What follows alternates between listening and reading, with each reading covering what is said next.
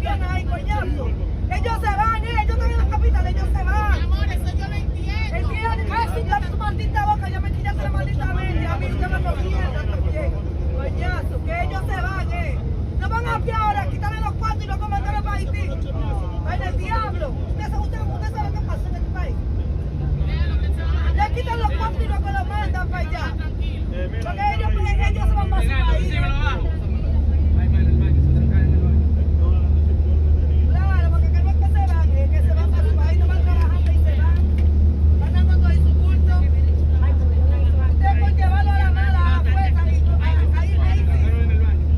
A mí nadie me va a hablar de eso, a mí, porque yo viajo diario. Mira, en el Piña hay una guagua de ese tamaño. Solamente trae haitianos a 20,000 pesos. El gobierno no ve eso tampoco y el gobierno no lo sabe.